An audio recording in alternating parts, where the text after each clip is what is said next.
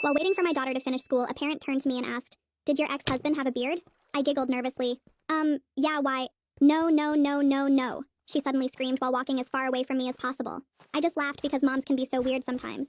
But the next day, my daughter came home from school crying. Mommy Leah said her mom said she can't talk to me anymore. Leah was her best friend. I immediately took out my phone and texted her mom asking if everything was okay. No response. I texted Amelie's mom, one of the other girls in her trio. Still nothing. I had just managed to calm my baby girl down when the pizza arrived. Usually our delivery guy is the Yapatron 5000, but tonight he just set the box on my doorstep and practically ran away. "George, you forgot your tip," I yelled, waving a 20. He just kept going. The next few days were insane. At my daughter's soccer practice, Helen saw me walking towards her and held her phone to her ear. No one had even called her. "Helen? What's going on?" She mouthed sorry and walked faster. We used to complain about our husbands together. Parents were whispering and showing each other something on their phones. When I walked by, they'd quickly put them away. By Thursday, my daughter was refusing to go to school. They moved my desk away from everyone else. The teacher said it was for space reasons, but there's like 10 feet between me and Leah now. I tried to bring her to the hairdresser to cheer her up, but when the woman saw me coming, she closed early. No apology, just flipped the sign and pulled the blinds. My phone buzzed. It was my landlord. Heard what happened. So sorry. Rent can wait this month. This was the same man who charged me a $50 inconvenience fee when I paid rent at 12:01 a.m. instead of midnight. Then the birthday party. Amelie's sleepover. My daughter found out that everyone was invited except her. She was having such a bad panic attack that I had to call a hospital. "Mom, what did I do?" Amelie's my best friend. Enough was enough. I called the school office. "Something is happening to my daughter. She's being systematically excluded and I need answers right now." The counselor called back within an hour, but her voice was off, like she was choosing every word carefully. "Mrs. Callahan, we just wanted to check in about your home environment. Is everything safe? Anyone new spending time around your daughter?" "What? What are you even asking me?" "I think it's best if we discuss this in person. Can you come in tomorrow morning?" "No. You'll tell me right now why my daughter is being tortured." Long pause. "The principal will explain everything tomorrow." Beep. She hung up. Then at 11 p.m., an email from my gym. Membership terminated. Effective immediately. I'd been going there for 5 years. The owner knew me by name. I was trying to figure out what to do when my daughter crawled into my bed at 2 a.m. sobbing. "Mommy, am I ugly?" It took everything in me not to burst into tears. The lunch lady wouldn't look at me today. She just pointed at my tray. I finally caved. On Saturday morning, I found myself walking towards the principal's office while being escorted by a security guard. Other parents there for Saturday sports pulled their kids against the walls as we passed. One mom literally shielded her son with her body, like we were dangerous. In his office, the principal locked the door behind us. The click was so loud in the silence. He walked to the windows and twisted the blinds shut. My daughter grabbed my hand tighter. "Please, sit down." "I'll stand. What is this about?" He sat at his desk, fingers hovering over his keyboard, then pulled them back. "Mr. Griffin, you're scaring me." "Mrs. Callahan." He was looking at his screen, not at me. "When did you last speak to your ex-husband?" "Christmas." "Why? And you haven't? Been in contact since then? No communication at all?" "No. We exchanged texts about pickup times maybe once a month. What does this have to do with anything?" He turned his monitor slightly, then back, like he was debating something. "Some information has come to our attention. About your former husband. The parents. What information? What are you talking about? I need to show you something, but I want you to prepare yourself." My legs felt weak. I sat down, pulling my daughter onto my lap. "It's from 2 weeks ago. The parents have been..." He paused. "They've been very concerned." He finally turned the screen toward me. Local news website. The headline hit me first, then his face. My ex-husband's face in a mugshot. The words above the photo made my stomach drop, and I grabbed the desk edge to keep from falling as the headline burned into my brain reading, "Local man arrested in multi-state child exploitation ring," and everything in the room started spinning. The principal's hand shot out to steady my arm as my knees buckled and I sank into the chair, pulling my daughter tight against me, while the screen showed my ex-husband's face staring back at us. The principal started talking fast about how parents found this article online and had been sharing it in some private Facebook group for the past 2 weeks, spreading it to everyone in the school community. My daughter tugged on my sleeve and pointed at the screen asking why Daddy's picture was on the computer, and I couldn't make any words come out while the principal kept scrolling through screenshots of parent comments. He cleared his throat and said he understood this wasn't my fault, but parents were demanding the school take action to protect their children from any potential risk. Several families had already threatened to pull their kids from the school if my daughter remained enrolled, and the board was getting bombarded with calls demanding we be removed immediately. I forced myself to look at him and asked what exactly my ex had done, and he slid a printed article across the desk with his finger pointing to the charges section. The paper showed possession and distribution charges involving minors, and my stomach churned as I read the details, and suddenly understood why everyone had been avoiding us, like we had some disease. The principal stood up and suggested we leave through the back entrance since parents were already gathering for Saturday morning sports drop-off, and he didn't want us walking through that crowd. My daughter kept asking what was happening as he led us down an empty hallway past the janitor's closet and through a door marked "Staff Only" that opened to the back parking lot. She didn't understand why we were sneaking around and kept saying we didn't do anything wrong while I fumbled with my car keys and tried to get us out of there as fast as possible. The drive home took forever with my daughter asking questions I couldn't answer and my hands shaking. So bad I could barely grip the steering wheel. The second we got inside, I ran to my laptop and started searching online, finding 3 more articles about the arrest from 2 months ago that I'd somehow completely missed. Each article mentioned he was caught in a federal sting operation with 20 other suspects across multiple states, and the investigation had been going on for over a year. The details made me sick as I read about encrypted files and dark web forums and how they'd tracked him through his work computer at 3 different locations. My coworker had mentioned Kenneth Levitt was a good family lawyer, so I grabbed my phone and dialed his number, leaving a desperate voicemail explaining the situation and begging him to call me back. My daughter sat on the couch watching me pace around the living room and asked when she could go back to the school and see Leah again, like everything would just go back to normal. Within an hour, my phone rang, and Kenneth's calm voice said he could see us for an emergency consultation that afternoon at 3 o'clock. He explained we needed to act fast to protect both my custody rights and my daughter's educational access before things got worse with the school district and other parents. I was writing down his office address when the doorbell rang, and I looked through the peephole to see Helen from soccer standing at the bottom of my stairs holding a plastic bag. She wouldn't come any closer when I opened the door and just stood there looking at the ground saying she was sorry, but her husband didn't want their son around my daughter anymore. She held out the bag containing my daughter's soccer gear that she'd left at practice and backed away before I could even respond to what she was saying. My daughter had come to the window and watched Helen practically run back to her car and drive away without looking back at our apartment. She turned to me with tears in her eyes asking if this was all because of Daddy's picture on the computer, and I didn't know how to explain something I barely understood myself. The rest of the morning passed in a blur of phone calls and internet searches trying to piece together what had happened while my daughter sat quietly coloring at the kitchen table. Every article I found had more awful details about the investigation, and I kept having to close my laptop when she walked by so she wouldn't see the headlines. Kenneth's office was in a building downtown, and we had to circle the block 3 times to find parking, while my daughter complained she was hungry and wanted to go home. The waiting room had old magazines and a water cooler that made gurgling sounds while we sat on plastic chairs waiting for him to call us back. Kenneth opened his office door and waved us in past a wall covered in law degrees and family photos, while my daughter dragged her feet behind me looking scared.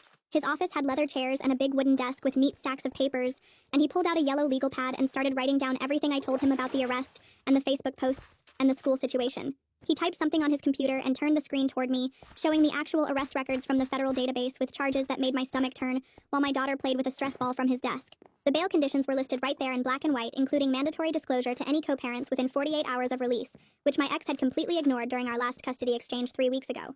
Kenneth explained this violation alone was enough for emergency custody, and started printing forms while telling me the court would take this seriously, given the nature of the crimes, and the fact my ex had hidden it from me.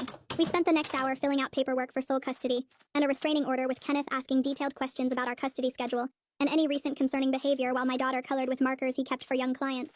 He filed everything electronically right there, and scheduled an emergency hearing for next week saying judges usually acted fast when kids were potentially at risk, and bail conditions had been violated.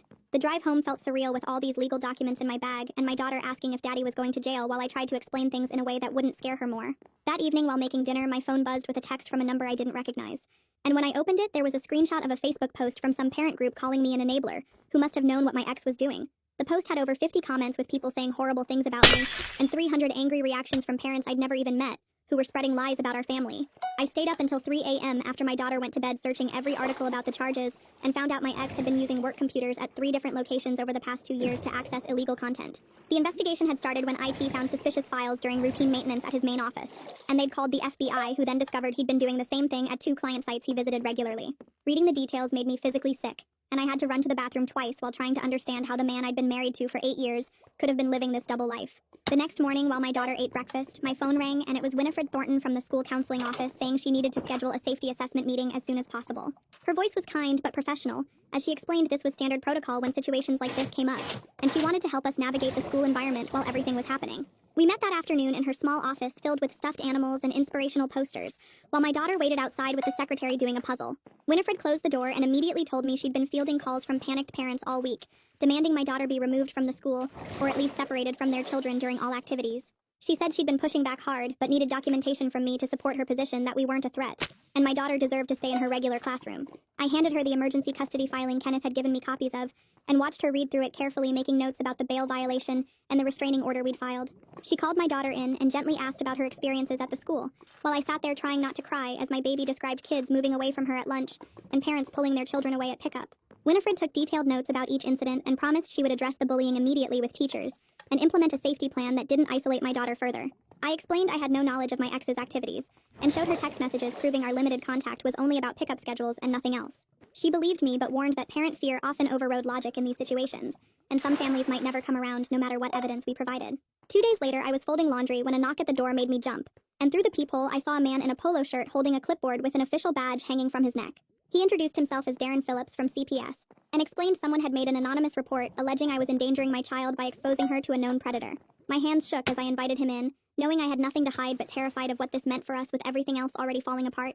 He walked through our apartment, taking notes about the locks on the doors, and the food in the fridge, and the general living conditions, while my daughter watched from her bedroom doorway.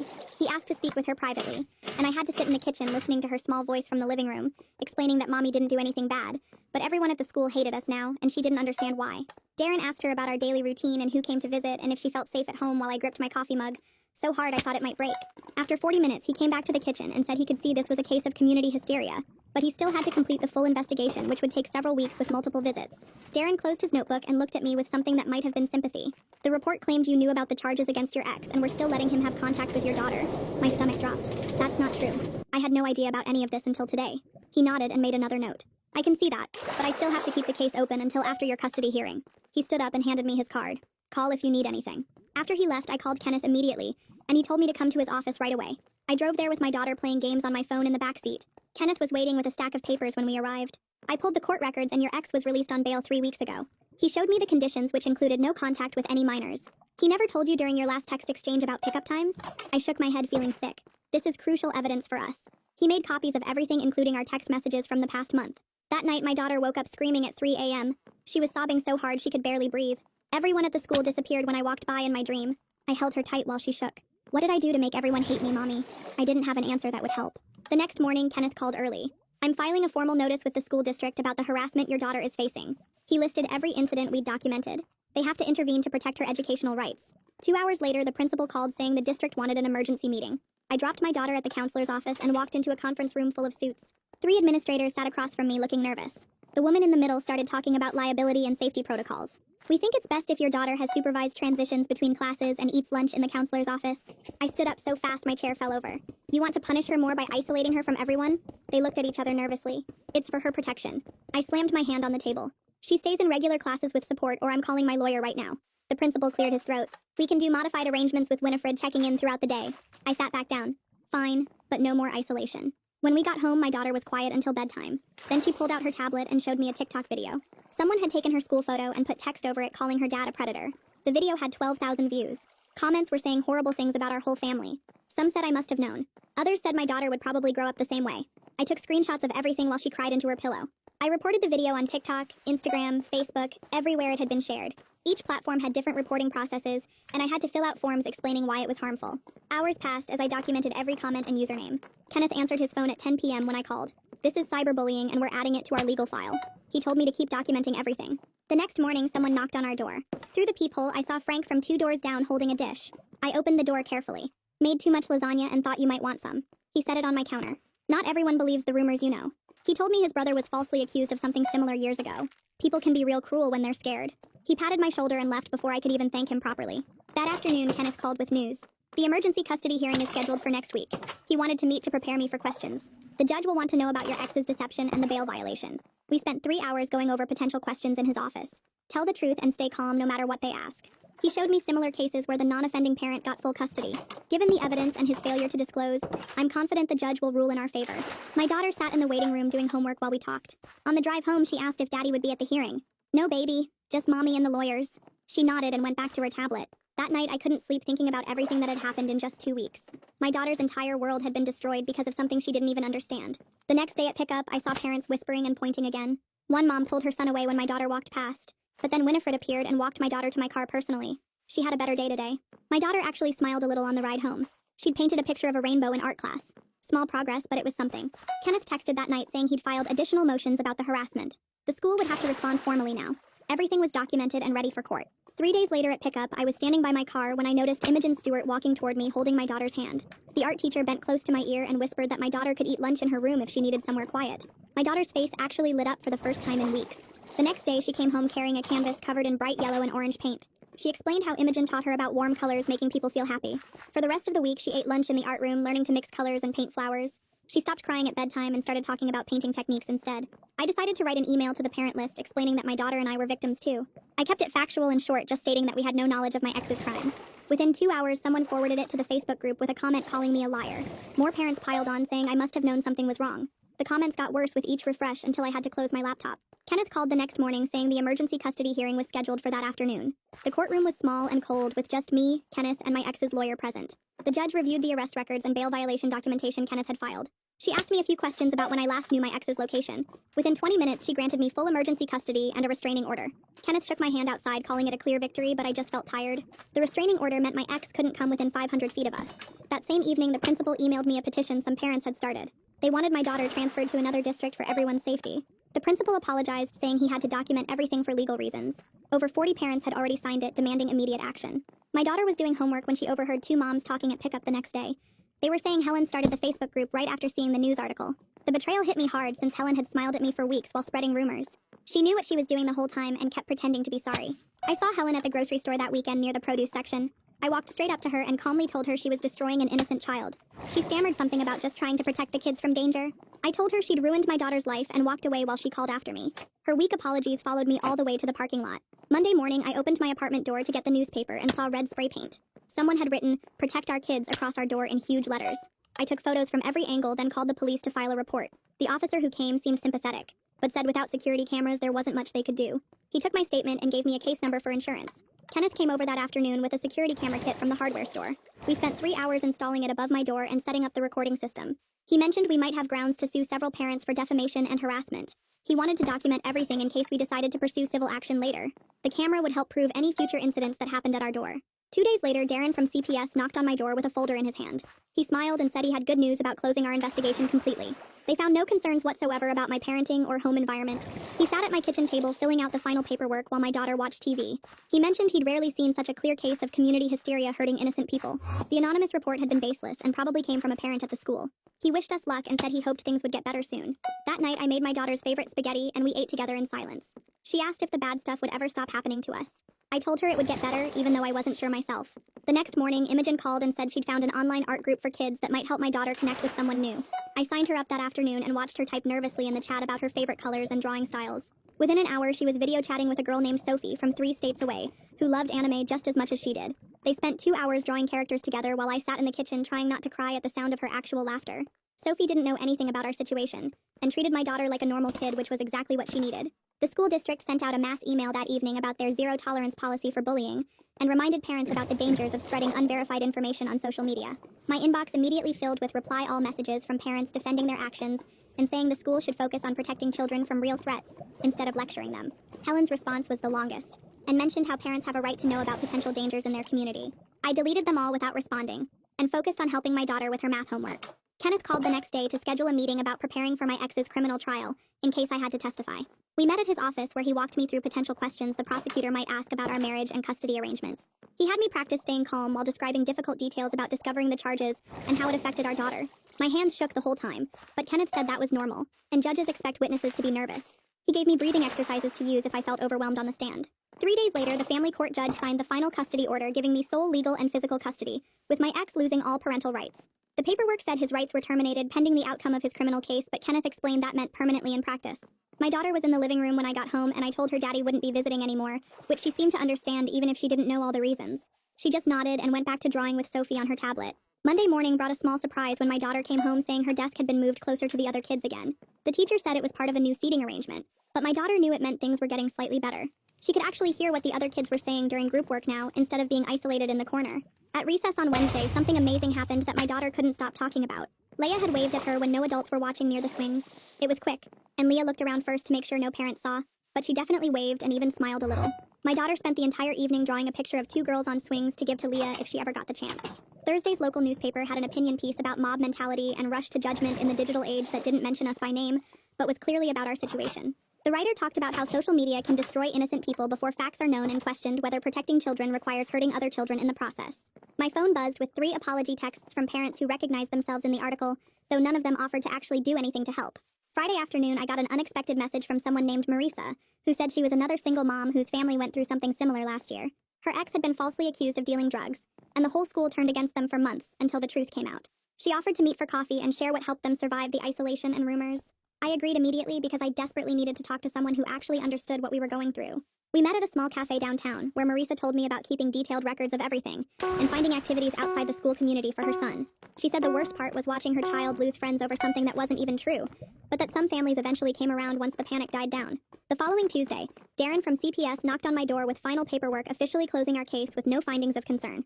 He sat at my kitchen table filling out forms and mentioned quietly that whoever made the anonymous report should be ashamed of themselves for weaponizing child services against an innocent family. He wished us well and said he'd seen too many cases where community hysteria hurt the very children people claim to be protecting. My daughter had soccer practice that afternoon, and I almost didn't take her because the previous weeks had been so awful with kids refusing to pass to her.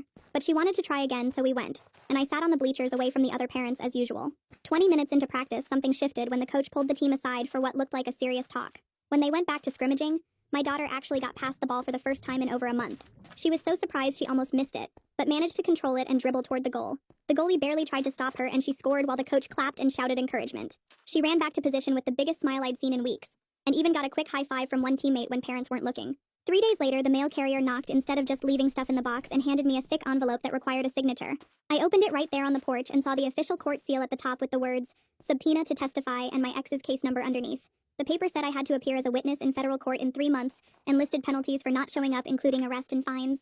My hands shook as I read through the legal language, trying to understand what they wanted from me, since I hadn't been part of whatever he did. The reality hit me that this nightmare would drag on for months more with court appearances and testimony about our marriage and his access to our daughter.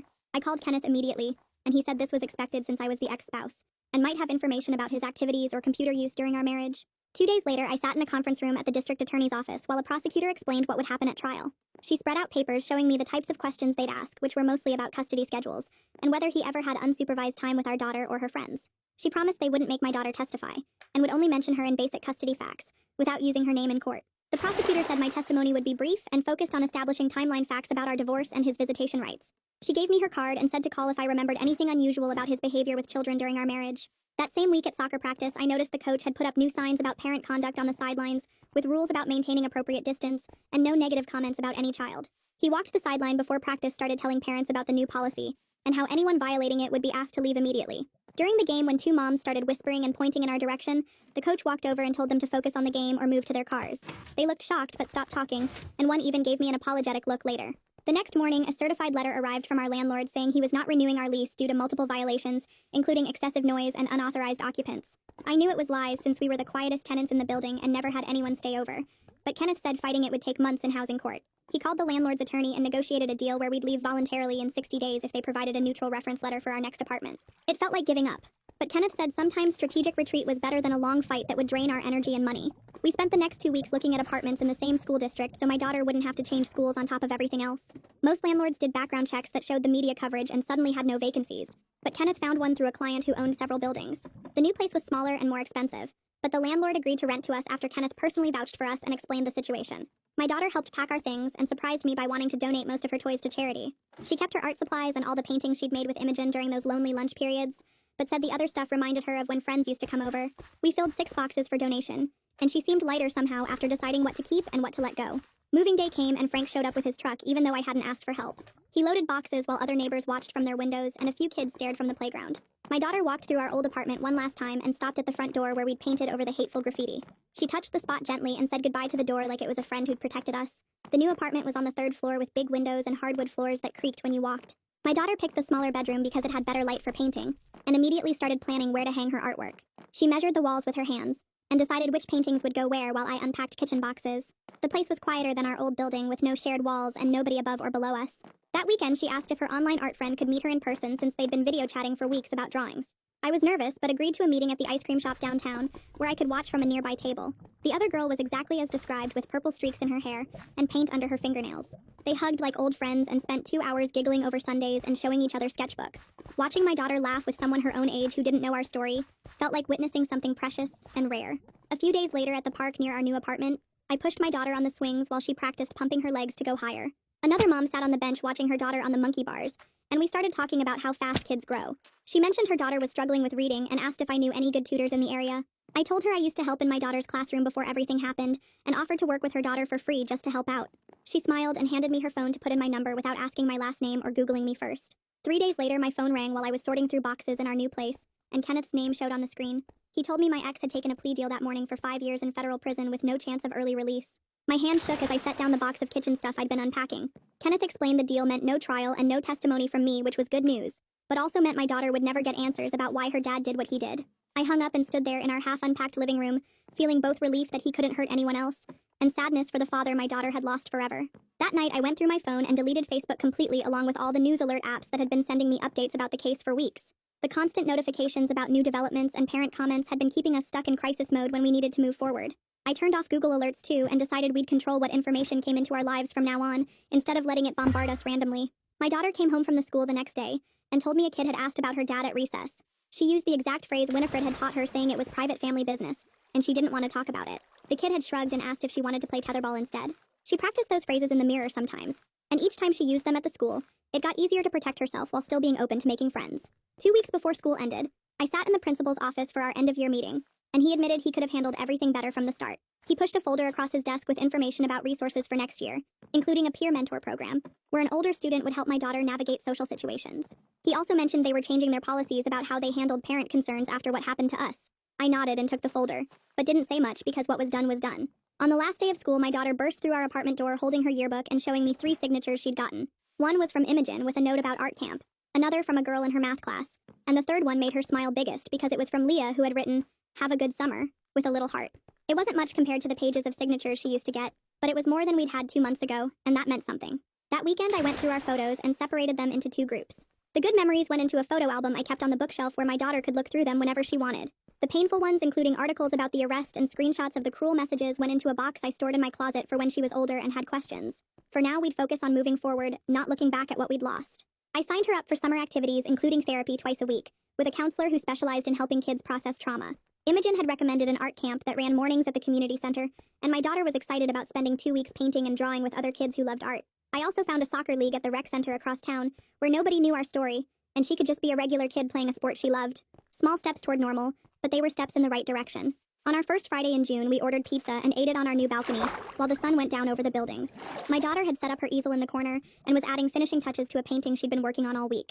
She turned it around to show me, and I saw a girl standing tall in the middle of a storm with rain and wind all around her, but she wasn't bending or breaking. The girl's face was calm, and her feet were planted firm on the ground while everything swirled around her. My daughter explained she'd painted it during art therapy, and it showed how she felt now compared to 2 months ago, when everything first happened. We sat there eating our pizza and watching the sky turn orange and pink, while she told me about the new techniques Imogen had taught her for showing movement in paintings. Tonight, there was no crying about lost friends or asking why people hated us. No fear about tomorrow or what people might say. Just us on our little balcony with pizza and paint, and the quiet understanding that we were rebuilding our life one moment at a time. Wow. Thanks for hanging out with me through all these questions and wonderings today. I had a lot of fun just sharing this time with you all and seeing where it went. If you made it to the end, drop a comment. I love reading all your comments.